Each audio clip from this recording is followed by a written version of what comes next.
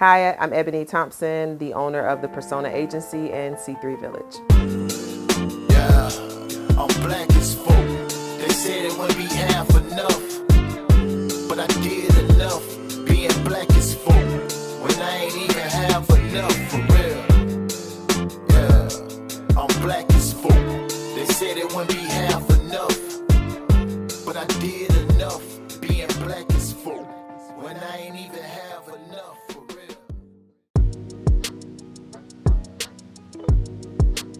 The Persona Agency is a brand storytelling agency. We focus on social media, content marketing, really helping businesses figure out the way to tell their story.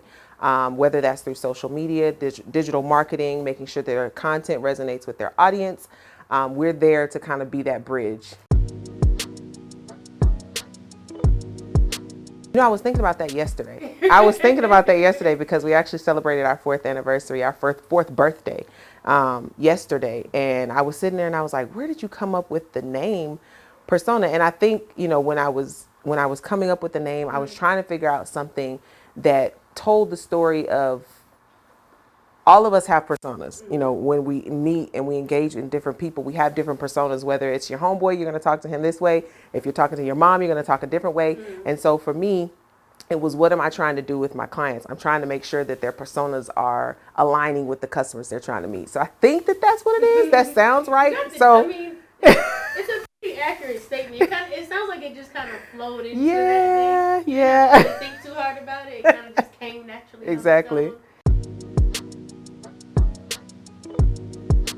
One of the biggest mistakes that I see businesses and brands do is automatically coming out the gate and saying, buy from me, buy from me, buy from me. But the thing is that we as people, we don't buy from people because they tell us to. We buy because something within us resonates with that. Right. Whether it's a problem, whether it's something in our personal life or our psyche or our psychology, something that makes us say, I want to purchase from this person because it's going to solve something within me. So telling that story really helps you align so that the person feels that you're trustworthy.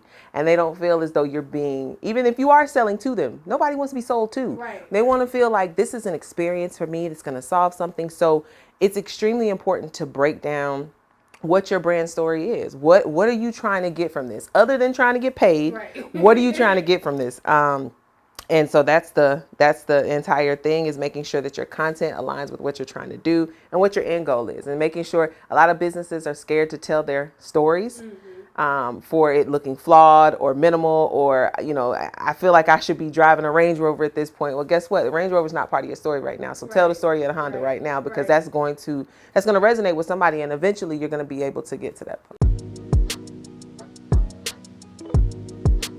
So I was working for a tech startup, and in this tech startup, I was head of social media, and I was in charge of, you know, making sure all of the things with, you know, ticked on social, and, you know, we got the retweets and all of those things, and I loved it. It was, at that time I was like, this is my dream job. This is it. I've reached it. They let you drink at work.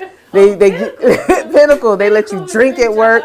They give me LaCroix. Yeah. I was at the pinnacle, but I got laid off, and funding did not come through. And so I was in the second wave of layoffs. And so I got laid off I got laid off at the beginning of July. Okay. By August 8th is when I started the Persona Agency. And really, my thing was, at that time, I had been in corporate for 15 years. And I had so much experience in being able to sit at so many tables that I saw so many small businesses and even brands that weren't doing what they could be doing because they were just paralyzed with fear. And I was like, I need to take all the knowledge I have from sitting at those tables and apply it to these businesses who want one-on-one people who can come in and say, hey, here's the strategy of what you need to do, and we can execute it for you. So for me, I wasn't even really chasing a bag. I needed to pay my bills. I did need to pay my bills. Right. But my thing was, it's not a coincidence that I've been sitting at these tables, that I have been collecting knowledge from, you know, IHG hotels and working with, you know, Google startups. It's no coincidence that I've been there. So let me take what I learned at these tables and let me help other people build their tables. So for me, it just kind of coincided where, like, man, I can get a bag and I can help y'all get a bag. All right, let's do it. If you think about some of your favorite brands, right? they are already planning. What month are we in now? We're in August. So the people are already planning their new year. Yeah. They're planning their 2022 campaigns now. Right. So the fact that a lot of businesses will wait until the month before to say like, all right, so what's coming up in September that we can do? No, you should have already been planning for that, because it's so important to say, here's what I know what my audience does. And if you're on any social platform, you know what your audience does. Dig into the insights to see what they like, what they do, all of those things. And you can plan out your quarters to say, here's the holidays we're going to hit. Here's the sales we're going to hit, because they have the money to spend. They show you that they like you by engaging with your content. You have to create the strategy that touches on the campaigns that you're going to do, whether that's going to be, and I highly recommend if y'all are going to be doing Black Friday things, that y'all start early as possible.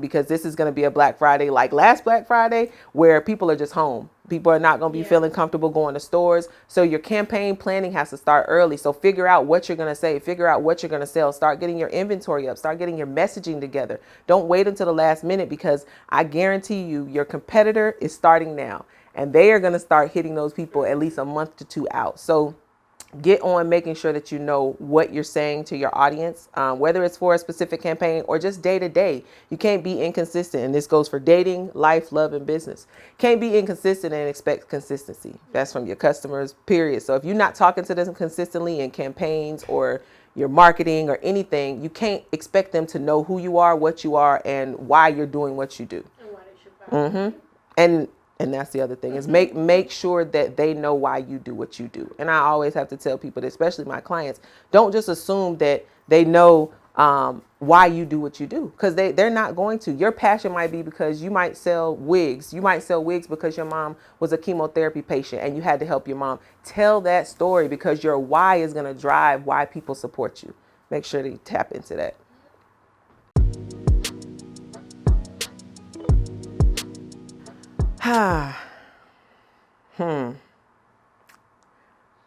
You know, when somebody says like that, they trying to balance on whether or not they're going to keep it all the way real. You say how you feel. So the thing in social that I have found is that there is a very, very, very small amount of people that look like me. Very, very small.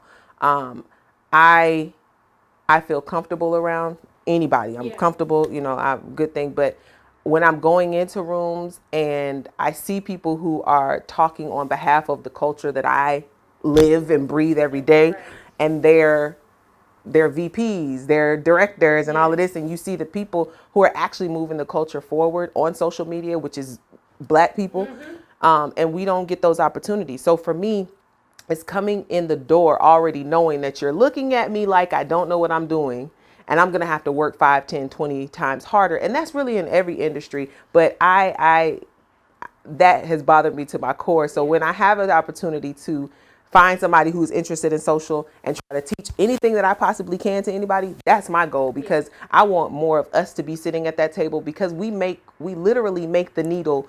If it doesn't happen on Black Twitter, if it doesn't happen on Black social media, it's not happening. You're not going to see it. So if, that's one of the biggest obstacles. And I think really a mindset thing for me was, working for corporate for 15 years and doing the side hustle here and there, was you kind of get used to being taken care of. Like, you're getting those benefits. You're getting that check every 2 weeks. When you don't know that it's going to come, you get resourceful. And it creative, and it can scare you into a place of being paralyzed in fear, or it can catapult you to like the greatness that you need. So you're already having to work against your self-doubt. And this is the mistake that a lot of business owners make, is they see what the people who are popping, or at least look like they popping, are doing, and you try to emulate that, and you try to do what they do. And then when they sauce is not working for you, you're like, well, it must be me. No, because that's their sauce. And so you got to figure out what your sauce is. And I think early in my career, I was taking on every single client. Every client who came to me, their budget could have been $20. I'm like, let's work. Come on, this could be.